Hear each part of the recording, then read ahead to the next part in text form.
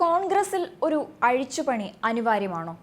ലോക്സഭാ തിരഞ്ഞെടുപ്പിന്റെ പ്രഖ്യാപനത്തിനു മുൻപ് തന്നെ കോൺഗ്രസിനുള്ളിലെ പടലപ്പിണക്കങ്ങളും തമ്മിൽ തല്ലുമെല്ലാം മാധ്യമങ്ങളും ജനങ്ങളും ഒരുപോലെ ചർച്ച ചെയ്ത് മടുത്തു കഴിഞ്ഞതാണ്. സാധാരണഗതിയിൽ രണ്ട് രാഷ്ട്രീയ പാർട്ടികൾ തമ്മിലായിരിക്കും രാഷ്ട്രീയ പോര് നടക്കുക. എന്നാൽ കോൺഗ്രസിനെ സംബന്ധിച്ച് അത് നേരെ തിരിച്ചാണ്. പാർട്ടിക്കുള്ളിൽ തന്നെ നേതാക്കൾ തമ്മിൽ വാക്പോരും അഭിപ്രായ ഭിന്നതകളും രൂക്ഷമാണ്. കസേരയ്ക്ക് വേണ്ടിയുള്ള പിടിവലിയും സ്ഥാനമാനങ്ങൾക്ക് വേണ്ടി കോൺഗ്രസിൽ നിന്നുള്ള കൊഴിഞ്ഞുപോക്കുമെല്ലാം പാർട്ടിയെ സാരമായി ബാധിച്ചിട്ടുണ്ട്. അങ്ങനെയെല്ലാം കൊണ്ടും തകർച്ചയുടെ പടിവാതിൽക്കൽ എത്തി നിൽക്കുന്ന കോൺഗ്രസ് എന്ന രാഷ്ട്രീയ പ്രസ്ഥാനത്തിന് ഒരഴിച്ചുപണി അനിവാര്യമാണെന്നാണ് വിലയിരുത്തലുകൾ. മാത്രമല്ല, ഇപ്പോൾ ഉള്ളതുപോലെയാണ് കോൺഗ്രസ് നേതൃത്വം മുന്നോട്ടു പോകുന്നതെങ്കിൽ വരുന്ന തിരഞ്ഞെടുപ്പുകളിലും ഉൾപ്പെടെ വലിയ തിരിച്ചടിയായിരിക്കും പാർട്ടിക്ക് നേരിടേണ്ടി വരിക. ഇത് ഒഴിവാക്കാനുള്ള നീക്കങ്ങൾ ഇപ്പോൾ പാർട്ടിയിലെ നേതാക്കൾ ആലോചിക്കുന്നു. ഇപ്പോഴിതാ ലോക്സഭാ തിരഞ്ഞെടുപ്പിന് പിന്നാലെ KPCC, DCC തലങ്ങളിൽ അഴിച്ചുപണി വേണമെന്ന ആവശ്യം കോൺഗ്രസിൽ ശക്തമായിരിക്കുകയാണ്. ഇതിന് പ്രധാന കാരണം പാർട്ടി നേതൃത്വം അത്രമേൽ പരാജയമായതുകൊണ്ട് തന്നെയാണ്. കൂടാതെ ഇപ്പോൾ കഴിഞ്ഞിരിക്കുന്ന ഈ തിരഞ്ഞെടുപ്പിൽ മുൻപുണ്ടായിരുന്നതുപോലെ ഒരു മികച്ച വിജയം നേടാൻ ആകില്ല എന്ന് കോൺഗ്രസിൻ്റെ നേതൃത്വത്തിന് തന്നെ ബോധ്യപ്പെട്ടു എന്നുള്ളതും ഒരു കാരണമാണ്. ഇതുകൂടാതെ മറ്റ് പല കാരണങ്ങളുമുണ്ട് പാർട്ടിക്കുള്ളിൽ ഒരു നേതൃമാറ്റം വേണമെന്ന ആവശ്യം ഉന്നയിക്കപ്പെടാൻ. ഒരു ശക്തമായ പ്രതിപക്ഷ പാർട്ടിയായി കോൺഗ്രസിന് നിലനിൽക്കാനായില്ല എന്നുള്ളത് തന്നെയാണ് മറ്റൊരു കാരണം. കേരളത്തിൽ സർക്കാരിനെതിരെ ഭരണവിരുദ്ധ വികാരമുണ്ടായിട്ട് പോലും അത് വേണ്ട വിധം ഉപയോഗപ്പെടുത്താൻ പ്രതിപക്ഷത്തിന് സാധിച്ചിട്ടില്ല. നവകേരള സദസ്സ്, കേരളീയം എന്നിങ്ങനെയുള്ള സർക്കാരിൻ്റെ പദ്ധതികളെയെല്ലാം മാധ്യമങ്ങൾക്ക് മുന്നിൽ വെറുതെ എതിർക്കുകയല്ലാതെ ശക്തമായ ഒരു നിലപാട് സ്വീകരിക്കാനോ സർക്കാരിനെ എതിർത്ത് നിൽക്കാനോ പ്രതിപക്ഷത്തിന് സാധിച്ചില്ല. ഇനി അതല്ല, സ്വന്തമായി ഒരു നിലപാടിൽ ഉറച്ചു നിൽക്കാൻ സാധിച്ചിരുന്നെങ്കിൽ പോലും കോൺഗ്രസ് ഇത്രയേറെ പരാജയപ്പെടില്ലായിരുന്നു. കേരളത്തിൽ സമരാഗ്നി പോലെ ഒരു പരിപാടി സംഘടിപ്പിച്ചിട്ട് പോലും അത് വേണ്ട വിധം ഉപയോഗപ്പെടുത്താനോ ജനങ്ങൾക്ക് പ്രയോജനകരമാക്കാനോ ജനപ്രീതി നേടാനോ സാധിച്ചില്ല. എന്തിനേറെ പറയുന്നു, സമരാഗ്നി എന്ന ഒരു പരിപാടി ഉണ്ടെന്ന് പോലും ജനങ്ങൾ അറിഞ്ഞത് പാലോട് രവി സമരാഗ്നിയുടെ വേദിയിൽ വെച്ച് ജനഗണമന പാടിയതുകൊണ്ട് മാത്രമാണ്. കൂടാതെ സർക്കാരിനെതിരെ പല ഘട്ടങ്ങളിലും ആരോപണങ്ങൾ ഉന്നയിച്ച് കോൺഗ്രസ് നേതാക്കൾ രംഗത്ത് വന്നിട്ടുകൂടി അതെല്ലാം പരാജയപ്പെടുന്ന കാഴ്ചയാണ് കണ്ടത്.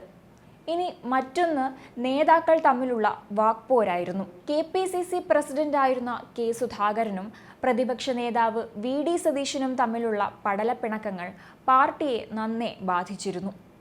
മാധ്യമങ്ങൾക്ക് മുൻപിൽ വെച്ചു പോലും അവർ തമ്മിൽ ഉണ്ടായിട്ടുള്ള പ്രശ്നങ്ങൾ ഒരു നല്ല നേതൃത്വം തങ്ങൾക്കില്ല എന്ന് ജനങ്ങൾക്ക് മുന്നിൽ തുറന്നു കാട്ടുന്നത് പോലെയായിരുന്നു. ഒപ്പം K. സുധാകരൻ്റെ മണ്ടത്തരങ്ങളും കോൺഗ്രസിനെ പല ഘട്ടങ്ങളിലും പ്രതിരോധത്തിലാക്കിയിട്ടുണ്ട്. ഈ കാരണങ്ങളൊക്കെ കൊണ്ട് തന്നെ കോൺഗ്രസിൽ ഒരു നേതൃമാറ്റത്തിന് വേണ്ടിയുള്ള മുറവിളി കൂട്ടുകയാണ് പലരും ഇപ്പോൾ. തദ്ദേശ നിയമസഭാ തിരഞ്ഞെടുപ്പുകൾ നേരിടാൻ നിലവിലെ സംവിധാനം മതിയാവില്ലെന്ന നിലപാടിലാണ് പ്രബല വിഭാഗം ഉറച്ചു നിൽക്കുന്നത്. KPCC തലപ്പത്തും 9-10 DCCകളിലും മാറ്റം വേണമെന്നാണ് ഇവർ വാദിക്കുന്നത്. ദേശീയ തലത്തിലെ തിരഞ്ഞെടുപ്പ് ഫലം പുതിയ KPCC പ്രസിഡന്റ് നിയമനത്തെ സ്വാധീനിക്കുന്നതാണ്. എന്നാൽ ഫലം എന്തായാലും DCC തലത്തിൽ അഴിച്ചുപണി ഉണ്ടാകുമെന്നാണ് സൂചനകൾ. തെക്കൻ ജില്ലകളിൽ DCC തലപ്പത്ത് പൂർണ്ണമായി മാറ്റമുണ്ടായേക്കും. പ്രായം, പ്രവർത്തന മികവ്, സാമുദായിക സമവാക്യം എന്നിവ പരിഗണിക്കാതെയാണ് കഴിഞ്ഞ തവണ DCC പ്രസിഡന്റുമാരെ തീരുമാനിച്ചതെന്ന വിമർശനം പാർട്ടിക്കുള്ളിൽ ശക്തമായിരിക്കുകയാണ്. ക്രൈസ്തവ വിഭാഗങ്ങൾക്ക് മുൻതൂക്കമുള്ള കോട്ടയം അടക്കമുള്ള ജില്ലകളിൽ ഇതുണ്ടാക്കിയ അസ്വാരസ്യം ചെറുതല്ല. പ്രസിഡന്റുമാർ നിർജീവമായ ചില ജില്ലകളിൽ തിരഞ്ഞെടുപ്പ് പ്രവർത്തനങ്ങൾ താറുമാറായതായി വിമർശനമുണ്ടായി. കഴിഞ്ഞ ദിവസം ചേർന്ന KPCC തിരഞ്ഞെടുപ്പ് അവലോകന യോഗം എല്ലാ മണ്ഡലങ്ങളിലും വിജയം ഉറപ്പിച്ചെങ്കിലും സംഘടനാ വീഴ്ച നേതാക്കളെല്ലാം ചൂണ്ടിക്കാട്ടുകയുണ്ടായി. എല്ലാ സീറ്റുകളിലും വിജയിച്ചാലും അഴിച്ചുപണി വേണമെന്ന വികാരം ചർച്ചയിൽ ഉണ്ടായി. എന്നാൽ യോഗങ്ങളിലെല്ലാം തന്നെ ജയിച്ചു കയറാം എന്ന വിലയിരുത്തലുകൾ ഉണ്ടെങ്കിൽ പോലും അങ്ങനെയൊരു ജയം സാധ്യമാകില്ല എന്ന വിശ്വാസം കോൺഗ്രസിനുള്ളിൽ പോലും ഉള്ളതുകൊണ്ടാണ് ഇപ്പോൾ ഒരു നേതൃമാറ്റം എന്ന ആവശ്യം ശക്തമായിരിക്കുന്നത്.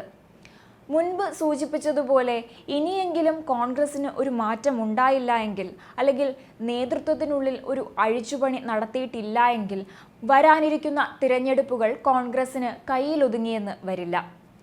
ജനങ്ങളും മാധ്യമങ്ങളും മറ്റ് രാഷ്ട്രീയ പാർട്ടികളും മാത്രമല്ല കോൺഗ്രസിനെ വിമർശിക്കുന്നത്, മറിച്ച് പാർട്ടിക്കുള്ളിൽ നേതാക്കൾ തന്നെയാണ്. അതിൻ്റെ ഏറ്റവും വലിയ തെളിവാണ് തൃശ്ശൂരിൽ 200ഓളം ബൂത്തുകളിൽ പ്രവർത്തനമുണ്ടായിരുന്നില്ലെന്ന് കെ മുരളീധരൻ തുറന്നടിച്ചത്.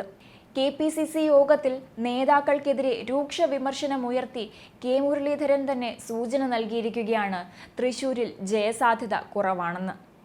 തിരഞ്ഞെടുപ്പ് പ്രവർത്തനങ്ങളുമായി ബന്ധപ്പെട്ട് തൃശ്ശൂരിൽ പാർട്ടിക്ക് വീഴ്ചയുണ്ടായെന്നാണ് മുരളീധരൻ ആരോപിച്ചത്.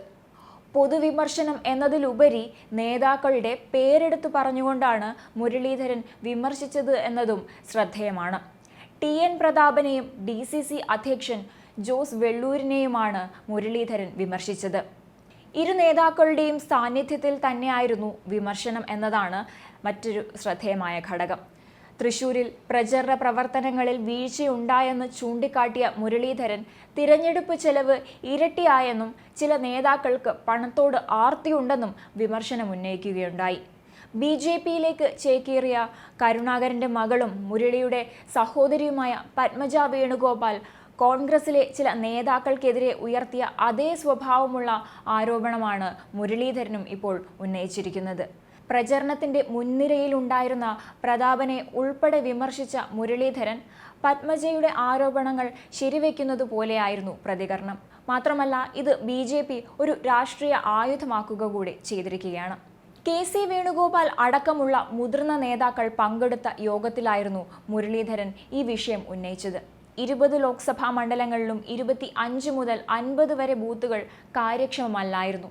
സർക്കാർ വിരുദ്ധ വികാരം ഉണ്ടായിരുന്ന വോട്ടർമാരെ ബൂത്തുകളിൽ എത്തിക്കാൻ ആയില്ല എന്നിങ്ങനെയുള്ള വിമർശനങ്ങളും ഉണ്ടായി. ഇങ്ങനെയുള്ള വിമർശനങ്ങളെല്ലാം തന്നെ ഉയർന്നു കേൾക്കുമ്പോൾ അത് കോൺഗ്രസിനുള്ളിൽ ഒരു നേതൃമാറ്റം എന്നുള്ള ആവശ്യത്തിലേക്കാണ് ചെന്നെത്തുന്നത്. കൂടാതെ AICC ജനറൽ സെക്രട്ടറിയായ KC വേണുഗോപാൽ ആദ്യ അവസാനം വരെ യോഗത്തിൽ പങ്കെടുത്തതുകൊണ്ട് തന്നെയാണ് KPCC പ്രസിഡന്റ് സ്ഥാനം സംബന്ധിച്ച പരസ്യമായ ഒരു ചർച്ച നടത്താതിരുന്നത്. K സുധാകരന്റെ KPCC പ്രസിഡന്റ് സ്ഥാനം തിരികെ നൽകാത്തത് സംബന്ധിച്ചും പാർട്ടിക്കുള്ളിൽ അഭിപ്രായ ഭിന്നതകൾ ചർച്ച ചെയ്യപ്പെടുന്നുണ്ട്. മനഃപൂർവ്വം നേതാക്കൾ K സുധാകരനെ തഴയുന്നു, അല്ലെങ്കിൽ അദ്ദേഹത്തിന്റെ KPCC പ്രസിഡന്റ് സ്ഥാനം തിരികെ നൽകാതെ അതിൽ നിന്നും ഒഴിവാക്കുന്നു എന്നാണ് വിലയിരുത്തൽ. എന്തായാലും ഇപ്പോൾ അണികൾക്ക് തന്നെ തോന്നിത്തുടങ്ങിയിരിക്കുകയാണ്, പാർട്ടി ഈ രീതിയിലാണ് മുൻപോട്ട് പോകുന്നതെങ്കിൽ തിരഞ്ഞെടുപ്പിലെ തോൽവി മാത്രമായിരിക്കില്ല, നേരെമറിച്ച് ഇനിയൊരു ശക്തമായ തിരിച്ചുവരവ് കൂടി പാർട്ടിക്ക് ഉണ്ടാക്കാൻ ആകില്ല എന്നുള്ളത്.